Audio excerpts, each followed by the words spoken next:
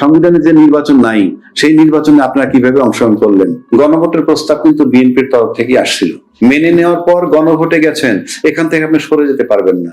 সবাই যখন সমঝোতার ভিত্তিতে যেটা মেনে নিবেন সেটা কিন্তু আপনি সরে আসার কোনো পথ নাই। আজকে হয়তো খুব কমফোর্টেবলি সবাই যাচ্ছে, কিন্তু মাথায় রাখতে হবে বিরুদ্ধ শক্তি যদি আসে, বিরোধী একটা শক্তি যদি কখনো ক্ষমতায় চলে আসে, কেউ ছাড়া পাবেন না, কেননা সংবিধানের মধ্যে কেউ নাই।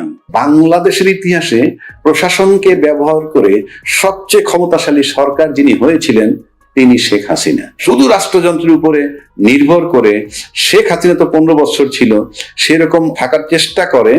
আমার কাছে মনে হয় সেটা খুব সহজ নয়। রাষ্ট্রদ্রোহী হিসেবে আপনারা চিহ্নিত হবেন।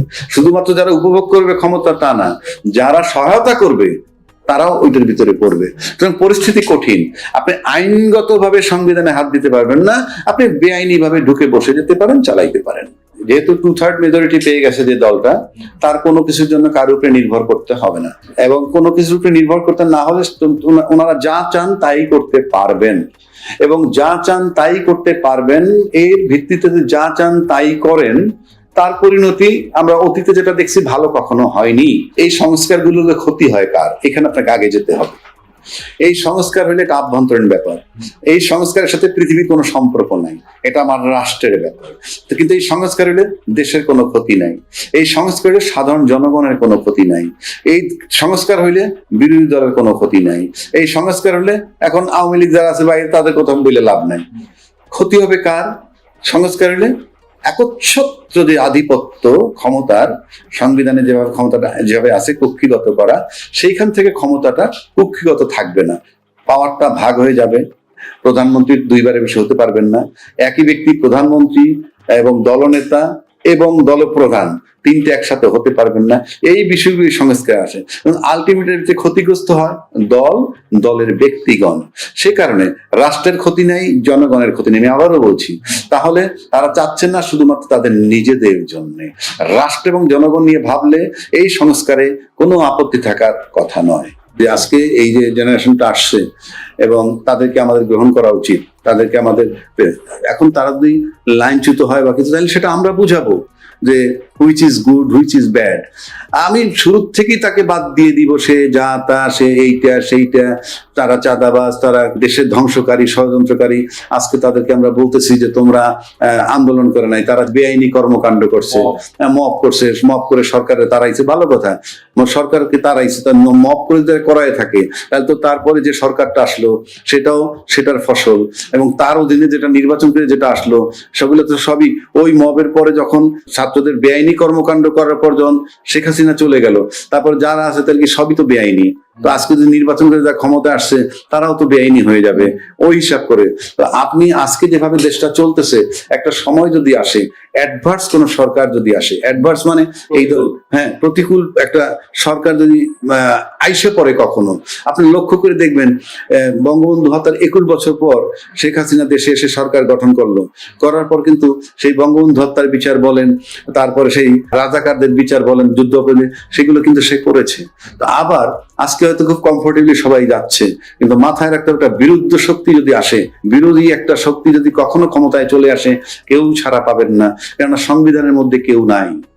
সবাই সংবিধানের দোহাই দিয়ে চলতেছেন, সংবিধানের মধ্যে কেউ নাই। এই সংবিধানের ভিতরে অন্তর্বর্তীকালীন সরকারের কথা নাই, এই সংবিধানের ভিতরে তত্ত্বাবধায়ক সরকারের কথা নাই, এই সংবিধানের ভিতরে 2026 ফেব্রুয়ারিতে নির্বাচন হবে সেই কথা বলা নাই। এই সংবিধানের ভিতরে বলা আছে কি সংসদ ভেঙে গেলে পরবর্তী 90 দিনের মধ্যে নির্বাচন করবেন, কোনো কারণে না হলে আরো 90 দিনের মধ্যে। তারপরে বলা নাই আপনার যখন মন চায় তখন নির্বাচন করবেন। তাহলে এই সংবিধানের দোহাই যদি আপনারা দেন, তাহলে সংবিধানে যে নির্বাচন নাই সেই নির্বাচনে আপনারা কিভাবে অংশগ্রহণ করলেন? এটা প্রশ্ন আসবে।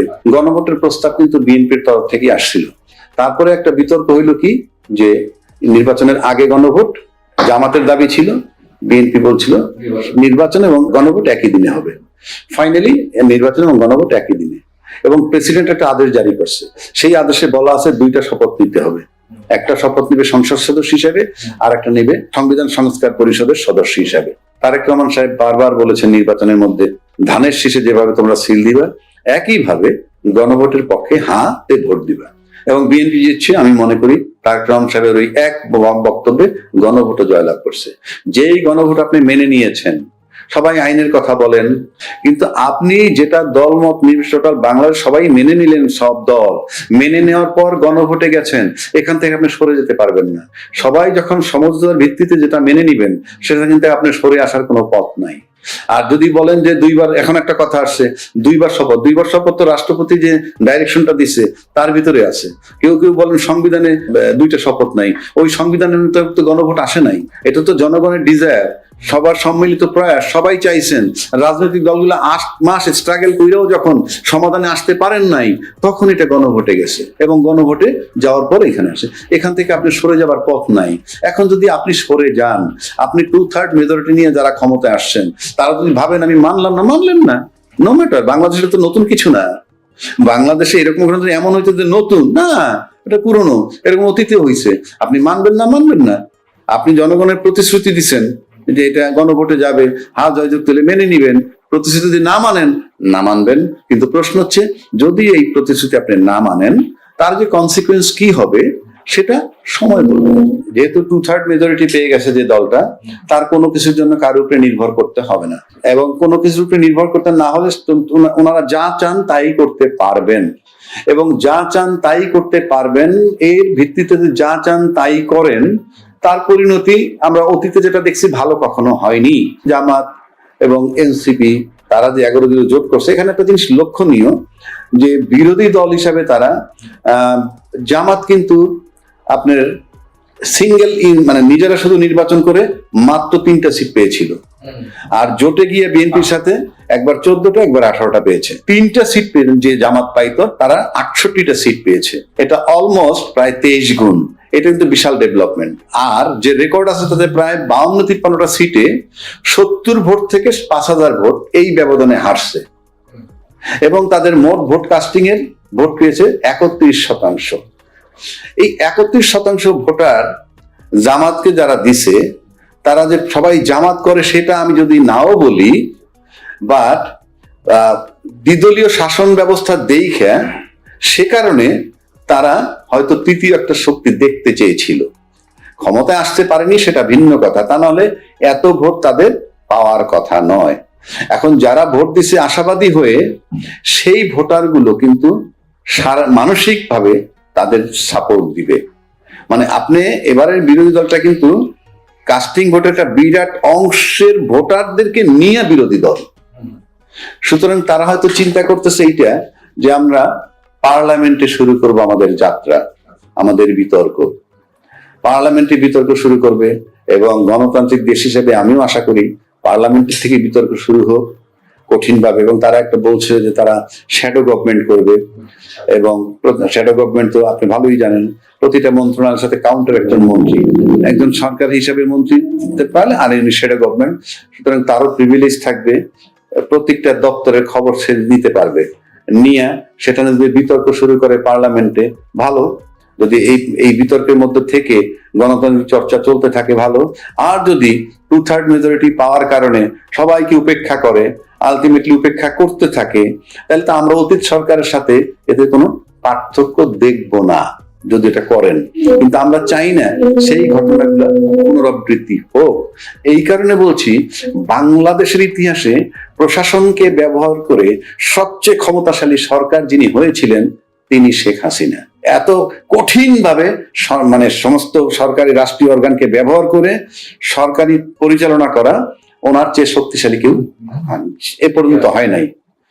2 নম্বর, তখন প্রশাসনকে সে এনশিওর করছে এইরকম যে আমি তোমাদের টপে আছি, আমি তোমাদের আশ্বস্ত করছি। এইভাবে পুলিশকে ব্যবহার করতে পারতেছে। পুলিশ ডাইরেক্ট তার সাথে যোগাযোগ ছিল। কিন্তু আমার কাছে অন্য কোন সরকার প্রশাসনকে শেখ হাসিনার মতো ব্যবহার করতে পারবে বলে আমার কাছে মনে হয় না। সেদিকটা বিবেচনায় করতে গেলে রাষ্ট্রযন্ত্রের উপরে, শুধু রাষ্ট্রযন্ত্রের উপরে নির্ভর করে শেখ হাসিনা তো 15 বছর ছিল, সেরকম আরো কেউ যদি থাকার চেষ্টা করে, আমার কাছে মনে হয় সেটা খুব সহজ নয়। গণভোটের আলোকে আপনার সংস্কার করতে হবে, গণভোটের আলোকে সংবিধান সংস্কার করে তার ভিতরে আপনাদেরকে ঢুকতে হবে। তাহলে আপনি তো এই সংবিধানের মধ্যে ঢুকতেই পারবেন না। এই সংবিধানে বলা আছে সংবিধানের 142 অনুচ্ছেদে বলা আছে 2/3 মেজরিটি পাইলে সে যে কোনো রকমের পরিবর্তন করতে পারে, সংস্কার করতে পারে।